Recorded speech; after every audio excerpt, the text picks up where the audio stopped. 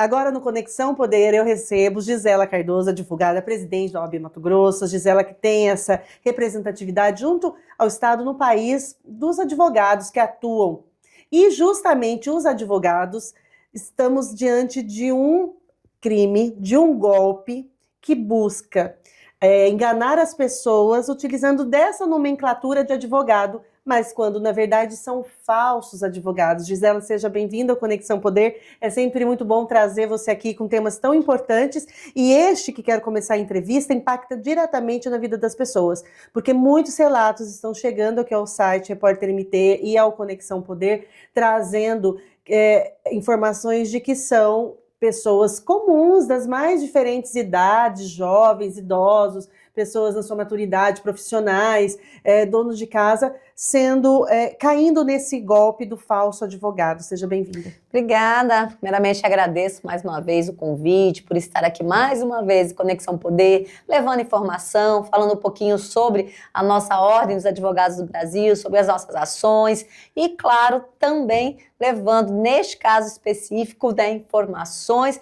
para que a população possa também se proteger contra esse golpe que você já antecipou aqui, o nosso tema já anunciou. E o que acontece?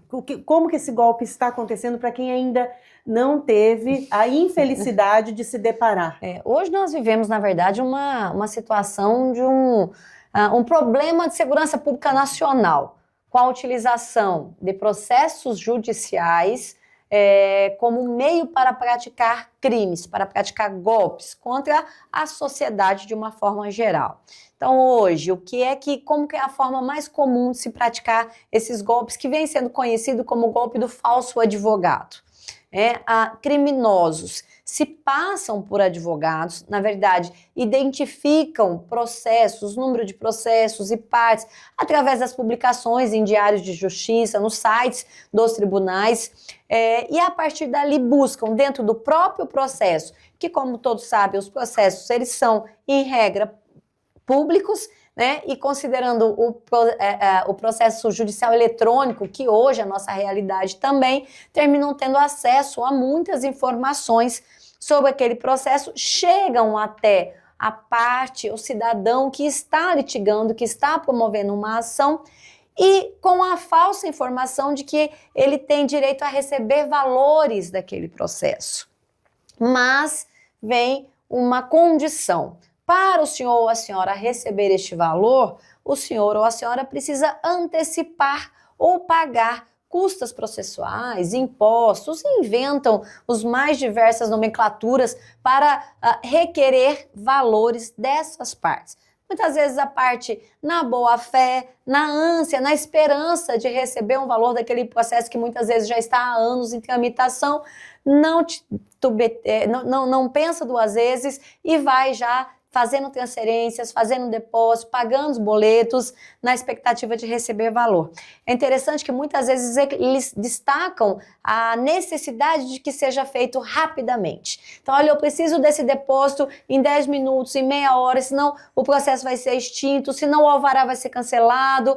E a pessoa, muito ansiosa, termina emprestando dinheiro, nem desconfia, né? Nem desconfia. E aí é a nossa a intenção, através dessa entrevista, através das diversas formas que nós temos comunicado com a população, alertar a população, não passe dinheiro de forma que tenha alguma dúvida, não faça transferência, não faça depósito, qualquer dúvida, entre em contato com o advogado, mas naquele telefone que você já falou com ele, né? Não converse através do número de telefone que você não tem salvo no seu aparelho. E muitas vezes, doutora, o criminoso, ele pega até mesmo foto do advogado, Sim. Coloca no WhatsApp, diz que o telefone mudou. Sim. E se passa por aquele advogado, o verdadeiro advogado. Isso, eles utilizam as fotos dos advogados, retiram de redes sociais, retiram de matérias na imprensa, né?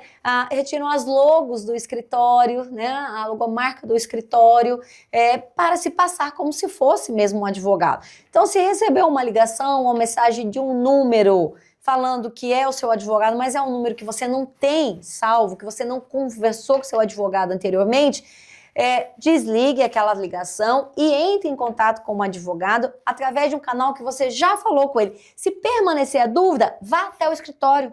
Vá até o escritório pessoalmente. Se não conseguir ir até o escritório, ligue para a OAB, que a OAB tem a relação e os contatos dos advogados. Então, ligue para a OAB, ligue para nossas subseções em todo o estado. Olha, você pode confirmar o telefone do doutor tal ou do escritório tal, para que eu possa entrar em contato, mas não passe dinheiro, não transfira, não faça Pix, não pague boletos, não passe informações pessoais para um número, um telefone que você não conhece, que você nunca utilizou para falar com seus advogados. E, doutora, uma vez feito, caindo no golpe, fazendo esse pagamento, seja por boleto ou por Pix, e aí vem esse minuto de percepção, tem como fazer algo de forma imediata para reverter? A primeira coisa é entrar em contato imediatamente com o banco.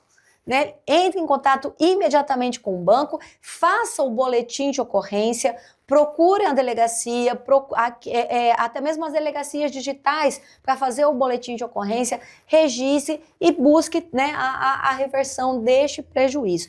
Mas é importante a gente até provocar nas partes, provocar nas pessoas aquele pensamento, aquela dúvida que a gente tem que naturalmente ter nessas hipóteses. Né? Imagina, o advogado liga para você e diz: o senhor tem 100 mil reais para receber, mas para receber os 100, o senhor tem que pagar 10. Veja, não é lógico. Se eu tenho 100 para receber, então que seja deduzido os 10 daqueles 100 que já está lá à minha disposição. Então sempre duvide. Quando você tiver que pagar algo para receber algo que já está ali disponível, essa conta não bate muito bem. Então, desconfie, no primeiro momento não faça transferência e procure o seu advogado. E volto a dizer, em caso de dúvida, procure a OAB está à disposição também, a polícia. Nós estamos numa campanha conjunta com a Polícia Judiciária Civil aqui de Mato Grosso, aqui em Cuiabá, nós gravamos um vídeo. Vi nas suas redes sociais, porque esses crimes estão se avolumando diariamente. Diariamente. Nós gravamos um vídeo essa semana com o delegado, Dr. Vinícius Nazário, que é o delegado responsável pela Delegacia de Estelionato e outras fraudes, informando, alertando, né, pedindo às partes, pedindo às pessoas realmente uma maior cautela para que não caiam. A Polícia Civil tem também se empenhado muito na busca de esclarecimento e combate a esses golpes. No ano passado, a polícia aqui de Cuiabá realizou uma grande investigação que culminou com o desmantelamento de uma organização criminosa no estado do Ceará. Foram, se eu não me engano, mais de 33 prisões, a Operação Alvará Final, salvo engano. Mas o volume é muito grande, então nós precisamos também auxiliar. Lá no processo judicial eletrônico, no PJE, há um campo onde ficam registrados os acessos. Então, se você, advogado, percebeu acessos diferentes no seu processo, né, seus clientes foram vítimas ou tentaram praticar golpes contra os clientes, peguem aqueles acessos, recortem, leve para a polícia, para que a polícia possa também prosseguir com as investigações, já tendo essa primeira pista. E são cada vez mais primorosos, né, as abordagens. Aqui nós tivemos recentemente, ontem mesmo, um relato de que até chamada de vídeo, ou seja, a pessoa se prepara para isso, ela se veste, né? Ela fala até mesmo termos jurídicos, porque muitas vezes é isso. Não, mas ele estava falando comigo como advogado, eu fiz chamada de vídeo, quem faz chamada de vídeo não tem nada a esconder. Exatamente. E pode estar sendo captado a imagem para abrir conta? Exatamente. Gisela? Esta é mais uma forma de golpe também. Passando-se por advogados ou por escritório de advocacia, os golpistas encaminham um link dizendo: olha, vai ter uma audiência agora, uma audiência daqui 15 minutos, uma audiência daqui meia hora. O senhor precisa entrar nesse link para a audiência, senão o senhor vai perder o processo. E aí, quando a pessoa entra naquela chamada de vídeo, já capturam as imagens, a voz, e a partir dali abrem contas, fazem movimentações, saque nas contas correntes. Então, por isso é importante sempre confirmar com o seu advogado volto a dizer, através dos canais de comunicação que você já se comunicou com aquele advogado. Uma outra coisa, uma outra forma que vem sendo muito comum a realização desses golpes, através da voz reproduzida por inteligência artificial. Eu recebi de uma advogada, colega nossa aqui, o áudio que foi encaminhado para o cliente dela é idêntica à voz dela. Nossa, eu não tinha conhecimento dessa forma. Eles reproduzem a voz do advogado e muitas vezes o advogado deu uma entrevista ou fez uma ligação, então eles pegam aquela voz, reproduzem por inteligência artificial e mandam a mensagem para o cliente. Fulano, aqui é a sua advogada, fulana de tal, a sentença foi favorável, o dinheiro está disponível, vou passar uma guia para o senhor fazer o pagamento agora para eu poder levantar. A pessoa acredita que é o advogado, Claro, porque a voz é idêntica. Então, nós precisamos estar muito alertas e, mais uma vez, fica o apelo, não faça pagamento, não faça transferência, não faça depósito, sem ter a certeza de que você está falando com o seu advogado e de que há realmente algum valor a ser pago naquele processo. E volto a falar, quem tem valor disponível, pronto para ser recebido, não há justificativa para ter que pagar primeiro. Então, é bom a gente ficar sempre atento a essa situação. E, doutora, a pessoa caiu no golpe, fez o pagamento, não conseguiu reverter junto ao banco, não teve tempo hábil ou falando mesmo com o gerente, não foi possível. Ele pode acionar judicialmente, existe possibilidade, mesmo ele caindo no golpe, tendo feito a ação, né, de enviar o dinheiro, de ser ressarcido de alguma maneira, existem? Pode, caminhos? Ele pode acionar judicialmente a instituição financeira ou a qualquer outra pessoa que de alguma forma contribuiu ou não preveniu. Né? Lembrando que as instituições financeiras elas têm também o dever de oferecer aos seus clientes a segurança necessária. Então, ele entendendo que não houve, que não foi oferecida segurança necessária, procedimento de segurança necessário, ou que aquele agente, né, poderia de alguma forma ter evitado que o prejuízo fosse causado, pode sim ser acionado. É claro que dentro de uma ação judicial, o juiz vai avaliar todas as situações e se entender que houve culpa, né, do banco, ou outro agente, ou qualquer outra pessoa que poderia ter evitado ou que contribuiu para aquele prejuízo, o juiz pode condená-lo a ressarcir o prejuízo. São pessoas que se organizam, é um crime organizado, uma metodologia de crime organizado, concessões, sim, estruturas. É o crime organizado cada vez mais estruturado, né? Nós temos acompanhado as investigações, muitas informações junto à polícia também, e ali dentro daquela organização, pessoas com tarefas já pré-definidas, de identificar processos, de buscar informações, há outras que são encarregadas de fazer a ligação, aquelas que já praticam uma linguagem mais técnica, mais jurídica, há outras que já estão diretamente ligadas à criação das contas bancárias e transferências. Então, cada vez mais organizado, cada vez mais preparados para cometer o crime. Então, nós precisamos estar atentos.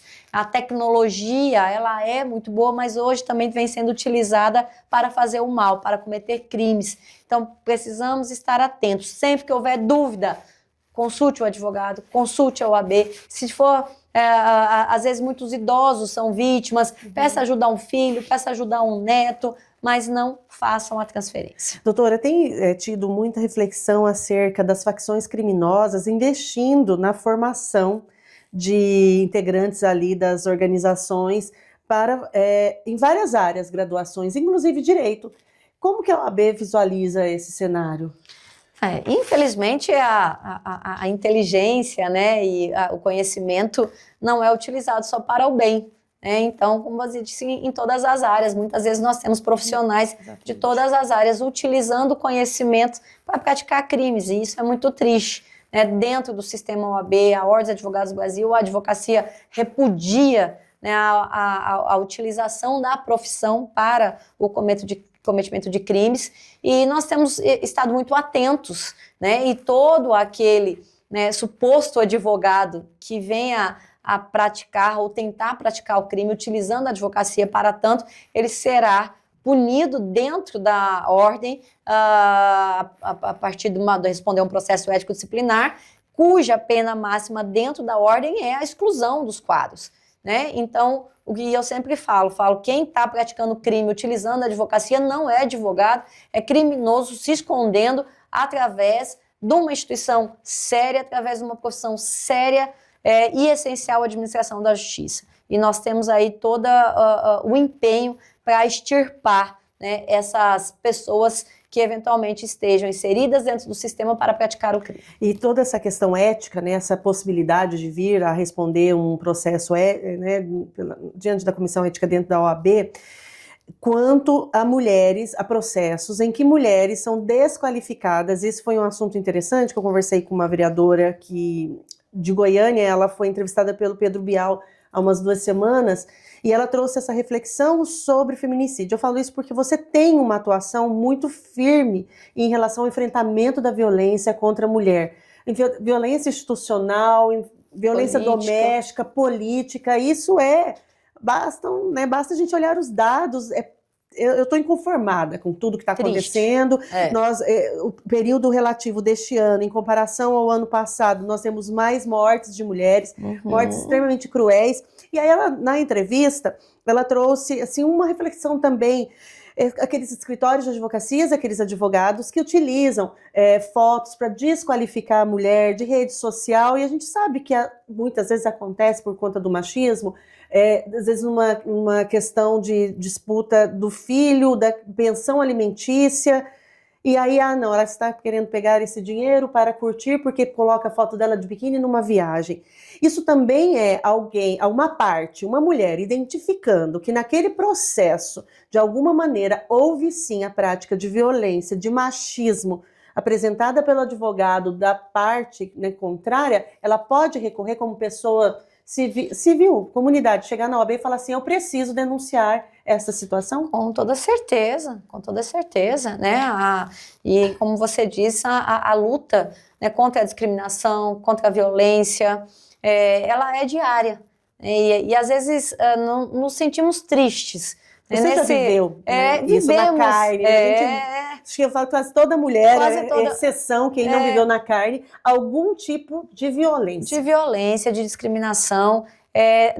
Há um protocolo, né, de julgamento a partir da perspectiva de gênero, que é algo muito importante também, muito caro para o Poder Judiciário, para o sistema de justiça como um todo, que deve ser observado. Então, toda vez que a mulher for exposta, discriminada, ela precisa sim, ela não só deve, mas ela precisa, né, buscar amparo e buscar fazer com que as instituições, fazer com que a sociedade possa enfrentar. E a gente enfrenta diariamente, né, essas lutas. E aí, como nós chegamos, como você citou aqui, na metade de um ano, com 28 feminicídios, né, no nosso estado, e às vezes dá aquele sentimento de mas não estamos conseguindo avançar, o que mais precisamos fazer? O que mais precisamos fazer, Gisela? Essa é a pergunta diária de todos nós, né? E, infelizmente, cada notícia que nós vemos de uma violência praticada, de um feminicídio, nos dói. Né? Dói na alma em saber que, apesar de todo o esforço de muitas instituições, de muitas pessoas, ainda continuamos vivendo, né, esse mundo machista, violento, onde as mulheres são mortas, são discriminadas pelo fato de ser mulher. Sim. E a OAB está inserida, né, nos conselhos de direito, a OAB está inserida nas redes de proteção, é uma instituição que consegue trabalhar de uma maneira muito descentralizada e olhando com muita sensibilidade para as vulnerabilidades. Sim, nós temos um trabalho muito bonito também dentro desse contexto que a gente fala de combate à violência e discriminação, eu acho que há um canal, há uma linha muito importante, que talvez seja o caminho, o início para tudo, que é a educação. Nós temos uma ação muito bonita que chama OAB Vai à Escola, através das nossas comissões, Comissão da Jovem Advocacia, Infância e Juventude, Mulher Advogada, enfim, diversas comissões. Nós estamos, de forma recorrente, presentes nas escolas públicas, falando com crianças, com adolescentes, com jovens, levando noção de direito básica, levando noções né, sobre como caracteriza a violência, para que aquele jovem, aquela criança possa entender também, até para denunciar eventualmente, até para chamar a atenção, né, da mãe numa situação dessa. Então, informação também é muito importante, a educação é essencial e nós estamos sempre atentos e buscando colaborar e acreditando. E eu acredito que nós vamos conseguir mudar, né, esse cenário que ainda é, infelizmente, tão triste para a sociedade. Exatamente. E, doutora, um outro assunto, acompanhando a sua fala num evento aqui recente, você se colocou muito firme em relação a acompanhar as investigações que envolvem advogados no suposto esquema de venda de sentenças e também denúncias sobre as escutas ilegais da Penitenciária Central do Estado. A OAB, ela, a partir dessa representatividade, ela está presente nos mais diversos espectros que envolvem a advocacia. Sim. Seja naquele papel que é preciso ter uma postura mais, né, firme. Eu sempre destaco, falo nas nossas solenidades de entrega de certidões aos novos advogados, sempre que tem a oportunidade, eu falo, a OAB é a casa da advocacia, do advogado, da advogada. Nós estamos ali para dar o apoio, para dar o suporte, para lutar pela garantia das prerrogativas. Prerrogativas do advogado, a advogada para nós é algo sagrado, é algo que nós não transigimos. E prerrogativas, é sempre bom nós lembrarmos, prerrogativas não são privilégios, né? Prerrogativas são garantias que se voltam principalmente a favor do cliente, do jurisdicionado, daquela pessoa que contrata um advogado, uma advogada e tem a segurança que este profissional vai poder trabalhar de forma livre, sem subordinação, sem sofrer ameaças. Então, prerrogativas representa exatamente isso, a garantia do advogado de poder exercer a profissão sem estar subordinado a qualquer outro poder ou qualquer outra instituição. Então, prerrogativas para nós são muito caras e nós lutamos diariamente. Nós temos um Tribunal de Defesa de Prerrogativas que está presente em todo o estado, que atua 24 horas e vou lhe dizer, hoje, 5 horas da manhã, o nosso tribunal estava acompanhando uma busca e apreensão em Sorriso. Aqui em Cuiabá, numa casa de um advogado, e 24 horas trabalhando. Mas, por outro lado, nós também temos a obrigação de proteger a classe. E proteger a classe significa cobrar para que os advogados atuem com ética, em observação ao nosso Código de Ética e Disciplina. O advogado, quando recebe a sua carteira, tivemos ontem a entrega, recebemos mais 70 advogados, o advogado ele faz um compromisso perante todos os seus colegas, perante as autoridades, perante seus amigos, parentes, de defender, de exercer a advocacia com dignidade e independência, de observar a ética e deveres e prerrogativas profissionais. E isso nós cobramos. Então, da mesma forma que nós temos um tribunal que defende as prerrogativas, nós temos o nosso Tribunal de Ética e Disciplina. Que cobra. Que pune. Que cobra, que pune aqueles que, por um motivo ou outro, se desviaram do caminho e que não observaram o que estabelece a nossa lei, o nosso Código de Ética e Disciplina. E essa punição, como eu disse, ela pode ir desde uma advertência até a exclusão dos quadros da ordem. Então, a OAB está, sim, atenta para defender prerrogativas, mas para cobrar que os advogados atuem com a seriedade, com o respeito, com a responsabilidade que a nossa profissão exige, com ética e disciplina. Advogado, agressor de mulher, condenado, como aconteceu, né? O advogado foi condenado agora recentemente.